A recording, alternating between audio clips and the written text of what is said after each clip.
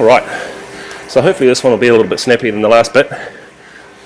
Alright, so as I said, first race thing I'll talk about is the Vets 2-Day Tour.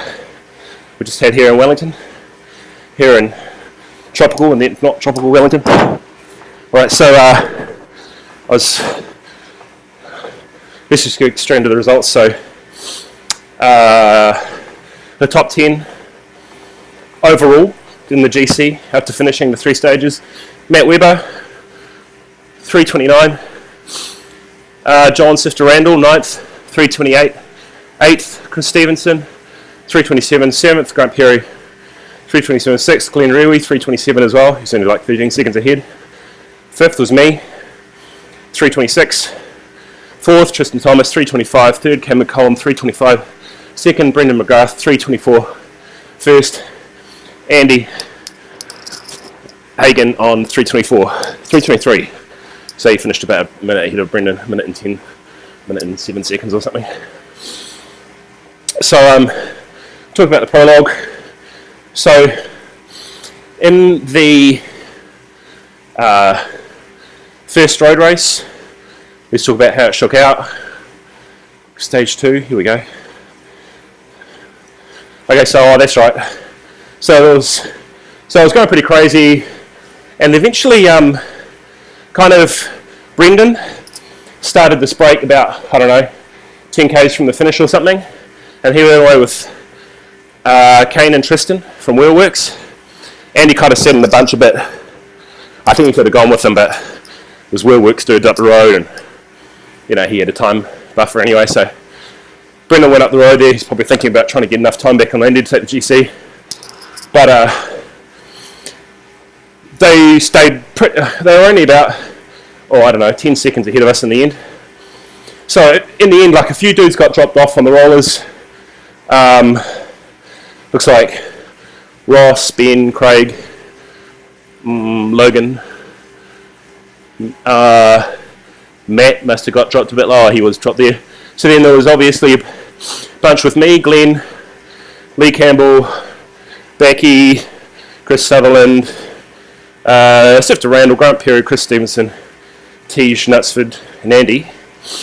And we all kind of worked okay, sort of trying to bring back the other guys, because they had Brendan there. They were super strong. And they stayed away by about 10 seconds, and then a funny thing happened. So we were kind of, I sort of got a bit frisky towards the end as well, and went off the front, maybe, I don't know, 5 k's to go or 3 k's to go or something. And I got maybe about, I couldn't really tell, but maybe, 5 or 10 seconds on the bunch, hoping to bring back a little bit of time because of my shitty prologue. And I had a couple of dudes bridged over, and I think it was sort of starting to splinter everyone a bit. And I looked around, Andy's not there. I'm sure I probably looked around like 2 seconds later, Andy's up on my wheel. I thought, what the fuck? How did that dude get across that gap so quick? But he's a savage, that's what he does. So anyway, I kept driving up to the line, sitting there about 350 watts or something. Driving, thinking, okay, well, I can bring back about 10 seconds on the other dudes in GC. Maybe catch Brendan and Tristan and Kane just up there, but it didn't happen. I think we gained a little bit on them, but not enough. So anyway, we started kind of playing around a bit for the sprint, because there was maybe some bonus points, I don't know, bonus time for 4th. And so I kind of went pretty early, because I figured everyone would the other dudes that were with us kind of look at Andy and figure they want to be on his wheel, and Andy wouldn't sprint because he didn't need to, because he had the time. It was like sort of what's going on in my mind.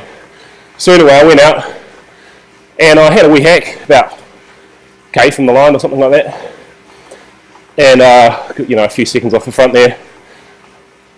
And then I maybe a couple of guys sort of bridged over, but they were a bit rooted, so I just, maybe 500 metres or 400 metres to go, I just basically opened it up with a big long sprint, because I can't do a short sprint. So I just went, and it was good, and I was sort of like getting super aero, had my Caleb Ewan on. I was really gunning for it. I mean, with all of my 900 watts, whatever the hell I produce, it's pretty pathetic. And then dudes, then I'm like, oh sweet, there's this woman staying next to the road. It's not her fault, it's my fault, I'm a dick. she was standing there with a gut sign. And I think it's like, part of mentally, it's sort of like, oh, okay, there's someone standing by the side of the road. I want this sprint to be finished, so I thought it was finished. I know that's not in any way logical, but there you go. So I set up. I was like, well, that's great, you know, at least I got fourth. Made a few seconds back. But it wasn't. As you can probably figure out, the finish line was actually about another 20 or 30 metres down the road, where they had a proper finish line. And I was like, oh, crap. So about like, all those guys that were kind of a couple of seconds behind me zoomed past. And the last guy who just nipped me on the line was John, but it doesn't really matter because, I mean, it's time, so whatever. It's only like a second or half a second or something. So, but it's still bummed that I shagged it up. So, okay, so there's a lesson is actually know what kind of finish line it's going to be and look for that. Don't just hope that it's finished. Like a mong. Doesn't matter. If it would matter, it would matter if it was based on like points for who got over the line first, like it was. Like it sometimes is, but it wasn't for this one. Like for the team series, the North Island team series, it's based on points, but this is time. So, so then there was the last. So then that was alright, and we were buggered off. Came back the next day, bright and early, 8 o'clock, 8:30, start for A grade, and it was like raining and nasty, but it actually cleared up. Everyone was panicking about it, but well, not panicking, but you know, no one wants to ride in the rain. So bring up those results. So we all lined up, and where's the result here?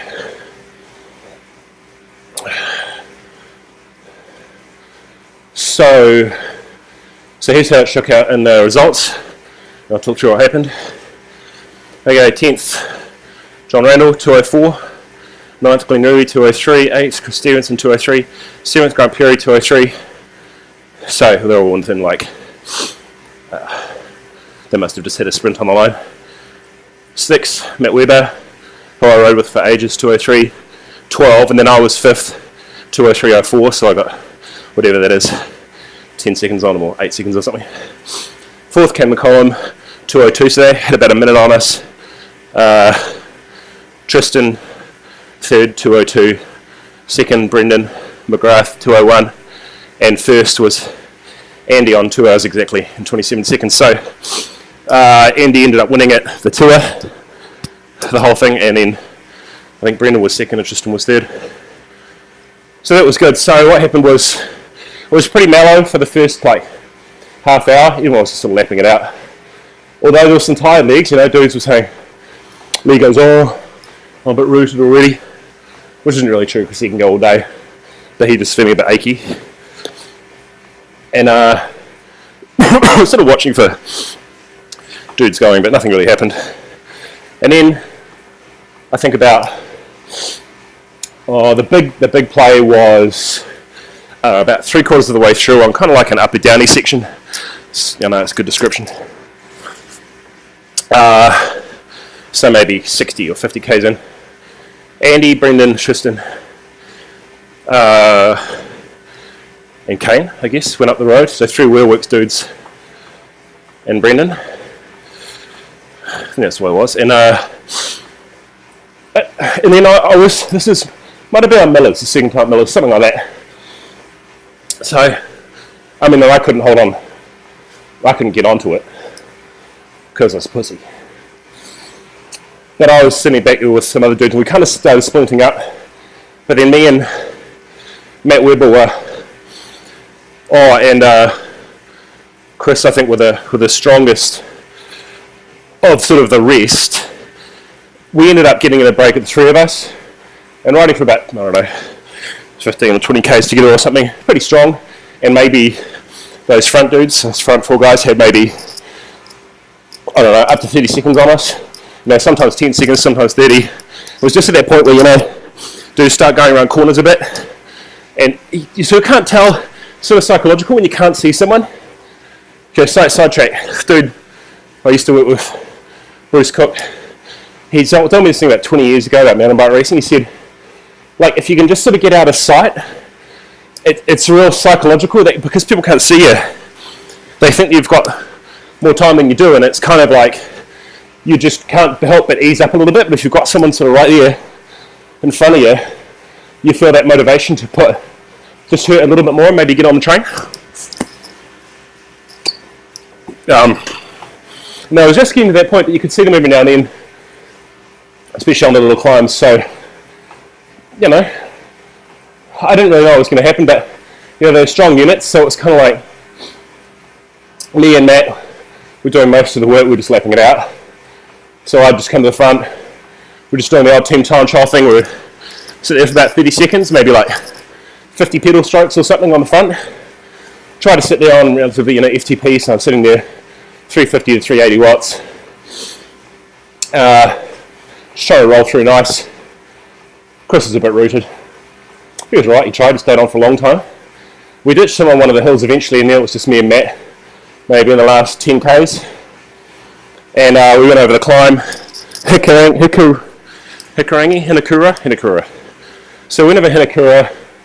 I did, you know, we were honking alright, and my legs were feeling okay, and we were working well together, and we were both climbing at about 5 watts per kilo. So about 380, 390 watts or something like that. Up the climb and then descend down, turn around, come back up, same, going back the other way. And again, we're both working pretty well. And then just coming down, like after the last descent was maybe the last 5 k's, and same place where Becky did this to me last year, Matt just put in a big burst. I don't know why it's that spot like 5 k's from the finish, little climb.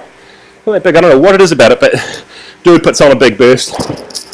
So he's drilling at about 400 watts or something. It's a little bit more than what I wanted to do. So he gets, you know, 20, 30 meters ahead of me, and then I sort of gritted my teeth, and now that I'm a little bit better on the flat than I was, I could just get a bit more aero, you know, get right down the drops, maybe even shug a bit and just get an extra 5 or 10 watts out just with your body position. You know, just because you're saving 5 or 10 watts, produce the same power, but it's a little bit at least aero drag. You get your helmet in such a position where you can kind of feel the wind a little bit, like it's not like this is more aero or this is less aero, it's kind of like somewhere in between, sort of like maybe the helmet's designed to be in that kind of angle for the best aero drag. So getting on as well, so go on as well, it's okay. Then we rode pretty much to the finish together, like the final climb, and then so I thought, oh well, I may as well have a hack. So with about 500 meters to go, I just stood up and clipped it down. You know, my trademark kind of shitty slow attack. I kind of slowly wind up the gear, the fat ass time trialist that I am. It doesn't surprise anyone, but that's all I got. So I unleashed, you know, my worm-like sprint on the dude, and that's where I got the 10 seconds back on or something like that. So that, then there was the other dudes behind. Glenn was quite close in GC, so was Chris, so was John. So after that, you know, we got a minute or two on those guys. It was like, that sorted out the GC, obviously. Being the last stage because it sorted out the GC. So, in the end, it worked out that, well, I went through the GC, but I was 5th, so it was okay. I think I was 3rd or something last year, but actually rode better this year. Actually, put out a bit of power in the prologue by about, I don't know, 15 watts or something. But I had a slower time, so I don't know if it was because of the wind or my position. I think everything was pretty much the same. So I don't really know, it must have been a bit of the wind. So I put out about, say, 15 watts more power. Skin suit and bike and stuff is pretty much the same. But it was maybe like a 20 second slower time. So must have been like, you know, the out section where you go into the wind. I should have just increased my intensity a little bit. I'll talk a little bit more about that later. And then with the tailwind, better off, you know, recovering a little bit there, because you can go, the speed differential for the power differential isn't as much. Talk about that later. So that was okay, that was good. I mean, ultimately it's all about power, so that was good. First stage, you know what I mean? First road stage. like way better power, way better repeated power. I mean, I think my normalised power this year was like, whatever it was, like 340 or something. Last year it might have been 310, so it was a lot better. And then final road stage, my power curve was actually worse. But I don't really know why. I don't think I was feeling particularly bad. Just the way it shook out, but it wasn't much different. Actually, I think actually it was almost identical wattage, just the normalised power was a little bit lower. Yeah. The time was faster in both of the road stages. So that was the Vets 2-day tour. Something new that happened on that tour was, what did I discover? I should do, yeah, okay, you can have a couple of chips. So I've got the children at home, so they're always asking for chips and crap. It's okay, love you, darling. Alright, okay, so a couple of things. What happened? Okay, so I got a new power meter on my Cannondale bike. I'll try to put a picture or something like that. So it's a Quarq D0. It's pretty new. We didn't have a lot of luck with the first one. It didn't even work out of the box. But the guys at Capital just fixed it straight away. Got another one in. Bent over backwards Pat at Capital's. Totally like the... He was a god, and like with the D0, it's got like a common crank spider middle bit. The middle bit, it's a technical term for it. And so it doesn't matter what crank arm length or type, I guess, whether it's the metal one or the carbon one, or the type of bottom bracket, it's all, you can just take out the middle powery bit, the bit with all the guts in it, and just hitch it. Anyway, he did that for me. Farted around with it, it worked. And I gotta say, it didn't miss a beat. So Quarq D0, having ridden on it for not that long, 4 hours. Yes, you can have some chips too, Hannah. Is a bit of a winner so far. So it might shit out, I don't know, but it hasn't missed a beat so far. So that's better than the stages. So I've had a lot of trouble with stages. I've had stages G1 on my mountain bike, stages G2 on my mountain bike, stages G1 on my road bike, stages G2 on my road bike, stages G1 on my Tundra, stages G2 on my Tundra, stages G1 on my track bike. I'm not making this up. It's fucking lot of power meters. The worst thing about it, well, because they crap out and you have to take them back. The worst thing about it is the way they crap out. And you can never be quite sure what it is. Is it because water's got in? Well, I better wrap this up soon. Or is it because you're ham-fisted fool putting it on? I don't know. It could be either of those, but really, I feel like it should be able to withstand, tiny, the home mechanic, like me, putting it on, with reasonable care, torque wrenches, all that. And it should be able to withstand a little bit of water. Yep, from when you wash your bike or ride in the rain. And stages, really, they've just always been problematic like that. They cut out, and you're never quite sure what the problem is. So you go to the shop and you say, well, it crapped out, and they say, well, what happened? You're like, well, sometimes it cuts out during this, sometimes it cuts out during that. Don't know if it's still, and what, I don't know how to, all I know is it's not working on any power. So I lost my temper with it. I've got a Quarq. It's good so far. So that was good. Well, still learn. Not much. I think I rode okay in the tour. It was kind of like, jump on the dangerous brakes. No, I think I rode I think if you can get to an end of a race like that where it's, I think you achieve what you can achieve with your ability, and nothing bad happens, nothing disastrous happens, you weren't boxed in for a break or something like that, well, or a crash or something, then, that's pretty good. So not super lucky, but okay. And so, no, I think that was, so I rode pretty good. So, okay, I'll call it a day there. So, thank you, FitLab, which is me. So thank you, me. Thank you to my supporters, Tailwind Nutrition, which I was drinking. I used 2 scoops in my bottle this time instead of just 1. It was actually better.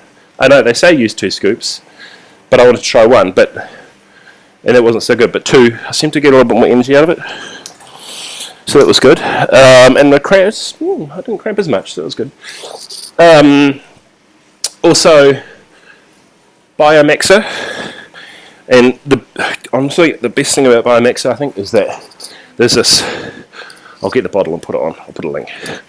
It's like what am I going with this? It's ass cream. That's what it is. Let's be honest. It's ass cream. You put it in the crotch. You lube the crotch. And it's like you're much more comfortable on the saddle all the time with the chamois cream. And so it's sort of like you can. I know it sounds weird, but it actually helps you power when you're more comfortable. I mean, everyone knows, like, if you've got a sore back or something like that, you think, well, why physiologically would that mean produce less power? But everyone knows being comfortable produces more power. And it's the same thing with your ass. Got a nice lubed crotch. The day's a lot better. You can sort of go on the front of the saddle a little bit more, and you can, it's just better. I think that's the technical way of describing it. So that was good. And of course, Capital Cycles, because, and especially Pat, I think this time around, I mean, they were pretty good, but Pat, he kind of he was serving this customer, and I pissed around waiting for him for a bit, and I had the kids in the shop, and they were running around being crazy, and they just can't sit still. Like, you can't say to a kid in a bike shop, sit still and, look at the wall. Not that I really expect them to, but they're still running around. And they were so mellow about it and so relaxed. I went to the hobby shop over the road to sort of try to distract them for a while Pat was pissing around getting that quite ready. And they got told off by the guy there, but stop running. But the guys at Capital didn't say that. So thanks for dropping everything and putting the power meter on the bike, guys. That was pretty cool. But I know they do that for anyone. I mean, this wasn't just for me. It was, they're really pretty good. So thanks, dudes. Alright, so I hope this wasn't too boring. I'll try to make it snappier next time. Alright, thanks guys.